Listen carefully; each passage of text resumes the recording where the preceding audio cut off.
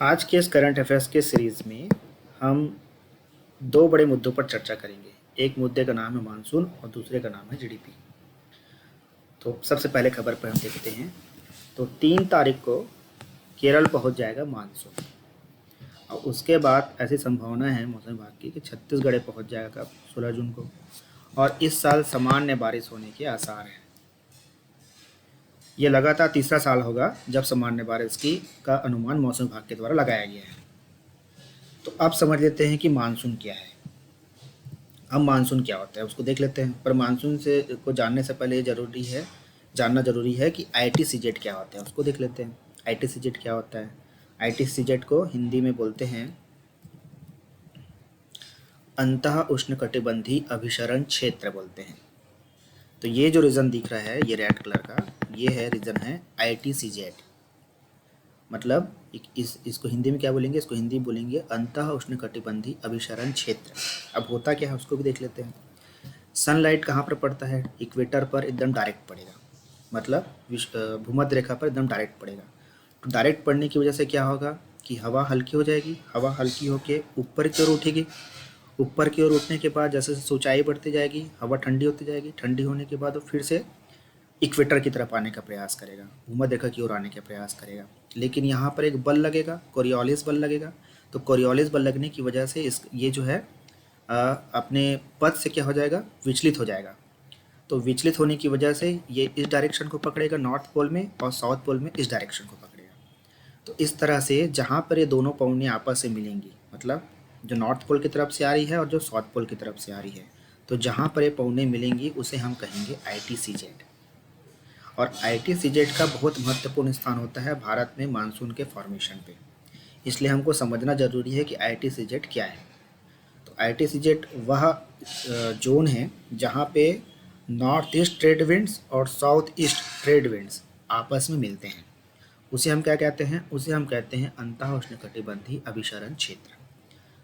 अब क्या होता है कि ये जो अंतः उष्णकटिबंधीय अभिसरण क्षेत्र है, ये ITCZ है, ये मूवमेंट करता है। मतलब इसका जो मूवमेंट है वो जुलाई में ऊपर की तरफ हो जाएगा। ऊपर की तरफ मतलब उत्तर भारत के मैदान की तरफ पहुंच जाएगा। जनवरी में ये फिर नीचे खसक जाएगा। ये दिख रहा है मैप में, हमको दिख रहा है नीचे की ओर खिसक गया है। जुलाई में ऊपर की ओर चले गया है। तो ऐसा क्यों होता है? ऐसा इसलिए होता है क्योंकि सन के चारों तरफ कौन चक्कर लगा रहा है? हमारा पृथ्वी चक्कर लगा रहा है। तो इस वजह से क्या होता है? इस वजह से ये होता है कि ITCZ अपना लोकेशन को चेंज करता है। अब जब ये ITCZ जुलाई के मौसम में उत्तर भारत के मैदान में ट्रांसफ़र हो जाता है तो यहाँ पे एक लो प्रेशर जोन बन जाता है। ये लो प्रेशर, ये जुलाई का मौसम है, ये लो प्रेशर जोन बन गया। अब ये लो प्रेशर जोन बन गया और समुद्र में क्या बना हुआ है? हाई प्रेशर जोन बना है। तो हम जानते हैं कि जो पवन जो होती है, जो हवा जो होती है, वो हाई से लो की ओर चलती है। तो ये जो हाई प्रेशर जोन है, यहाँ से जब हवा लो प्रेशर जोन की ओर चलेगी तो अपने साथ क्या लेके जाएगी? अपने साथ वाटर वेपर लेके चलेगी। भाई जब ये हवा समुद्र के ऊपर से जाएगी तो अपने साथ वाटर वेपर को क्या कर लेगी? एब्जॉर्ब कर लेगी, अवशोषित कर लेगी, जलवाष्प को अवशोषित कर लेगी। और फिर जब बाद में इसके मार्ग में अवरोध आते जाएंगे तो क्या हो जाएगी? वहाँ पे बारिश कराने लग जाएगी।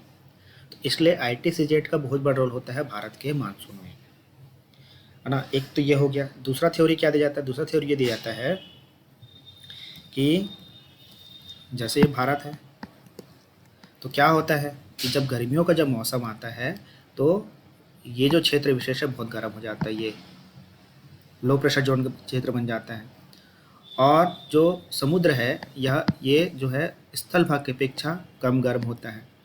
इसकी वजह से ही हाई प्रेशर जोन बन जाता है। तो फिर से वही कॉन्सेप्ट लगेगा, पौने हाई से लो की ओर चलेंगी। तो ये भी एक कॉन्सेप्ट दिया जाता है भारत में मानसून आने का। तो इस तरह से भारत में मानसून की उत्पत्ति होती है। तो इस बार जो अनुमान लगाया गया है वो ये लगाया गया है कि 3 जून को केरल में मानसून पहुंचेगा और सामान्य मानसून होगा, सामान्य बारिश होगा और छत्तीसगढ़ में 16 जून को पहुंचेगा।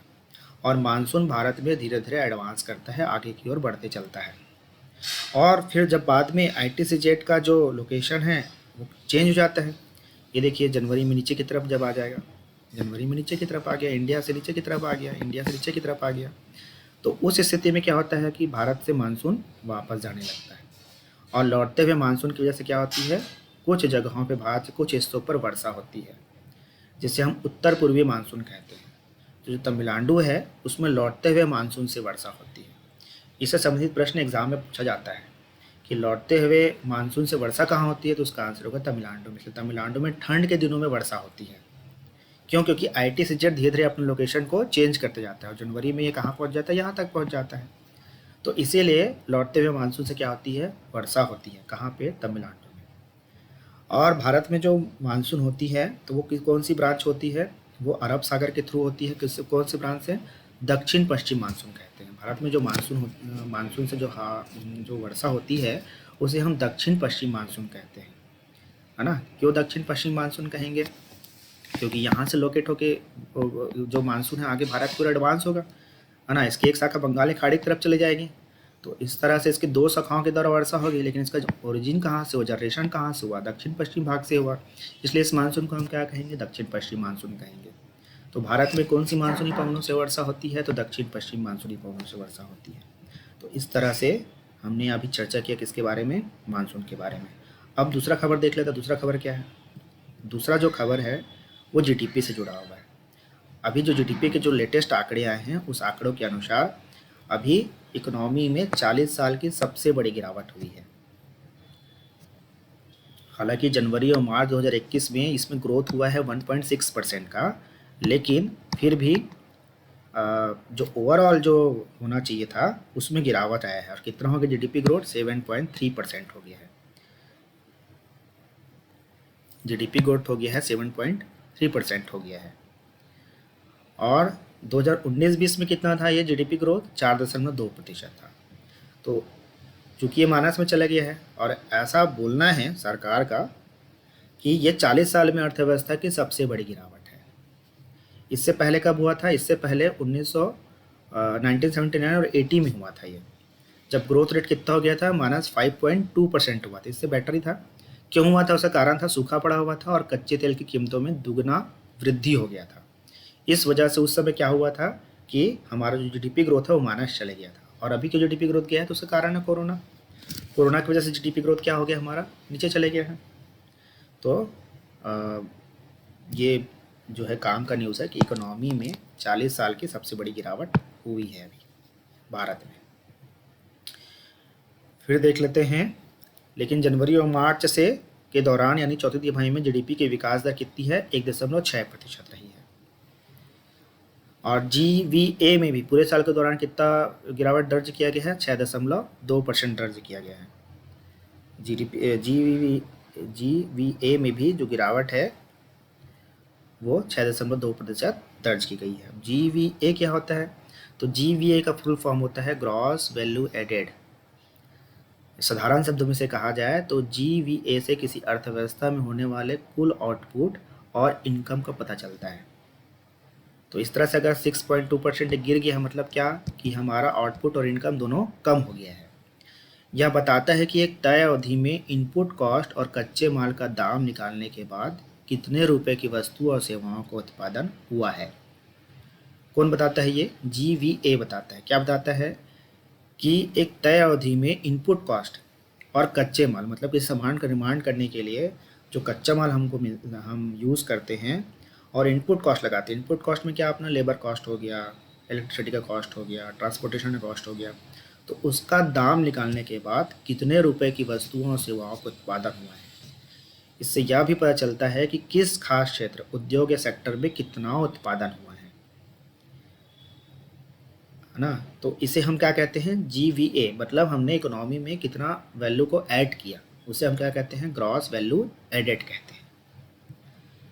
अब ऐसा नहीं है कि इकोनॉमी अभी गिरना चालू हुआ है, कोरोना की वजह से गिरना चालू हुआ है। अगर हम 5 साल का डेटा देखें तो गिरावट लगातार होता रहा है और कोरोना की वजह से क्या हो गया? गिरावट ज़्यादा बढ़ गया। हम कैसे बोल सकते हैं? हम डेटा के आधार में बोल सकते हैं। 2016-17 में जो GDP ग्रोथ रेट था वो 8.26% था। 17-18 में कितना हो गया? 7.04% हुआ। 2018-9 में कितना हो गया? 6.12% हुआ। मतलब धीरे धीरे डिक्लाइन हो रहे हैं, धीरे धीरे गिर रहे हैं। और 2019-20 में कितना हो गया था? 4.2% हो गया था। और उसके बाद तो कोरोना ही आ गया। तो कोरोना आने की वजह 2020-21 में कितना पहुंच गया था? ये -7.3% पहुंच गया है। है ना। तो ऐसा भी नहीं बोल सकते कि भारत में जो इकोनॉमी में जो डिक्लाइनेशन आया है, जो गिरावट आया है, उसके लिए पूरी तरह से कोरोना ही जिम्मेदार है। इसके लिए कहीं ना कहीं सरकार की जो इकोनॉमिक मैनेजमेंट है वो भी जिम्मेदार है इसके लिए। अब इसके लिए कारण भी बताया जा रहा है। इसके लिए कारण क्या क्या है? इसके लिए 3 बड़े कारण हैं, 2 बड़े कारण हैं। एक तो है नोटबंदी और दूसरा क्या है? जीएसटी। तो जीएसटी को जब लागू किया गया था तो उसमें बहुत सारी समस्याएं थी, अभी भी इसमें बहुत सारी समस्याएं हैं। हालांकि इसे बहुत परिवर्तन करने का, चेंजेस लाने का प्रयास किया गया है, फिर भी ये सक्सेसफुल नहीं हो रहा है जीएसटी। तो इसकी वजह से भी क्या हुआ? इकोनॉमी डाउनफॉल में चले गया। फिर नोटबंदी अचानक से लागू कर दिया गया था, तो इस वजह से क्या हुआ कि मार्केट से अचानक से बहुत बड़ा पैसा क्या हो गया? बाहर निकल गया। तो इसकी वजह से भी क्या हुआ? इकोनॉमी में डाउनफॉल आ गया। तो इन सब का असर दिखने लग गया धीरे धीरे।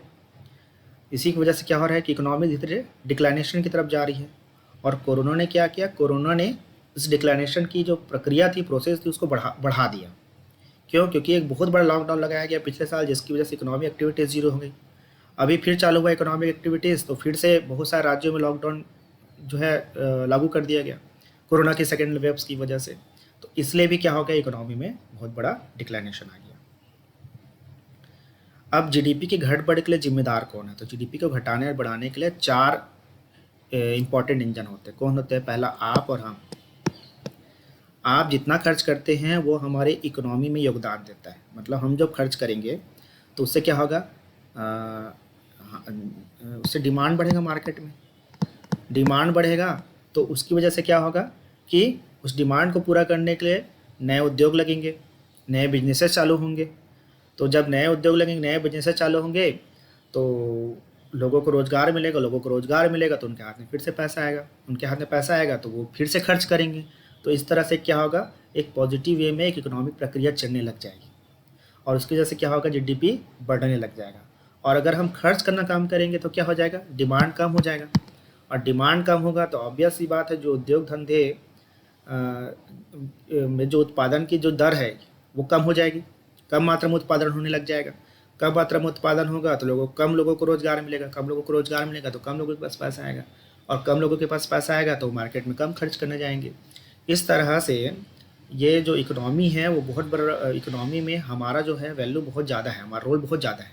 अगर हम खर्च करेंगे तब इकोनॉमी में क्या होगा? पैसा ज़्यादा आएगा, डिमांड ज़्यादा आएगा।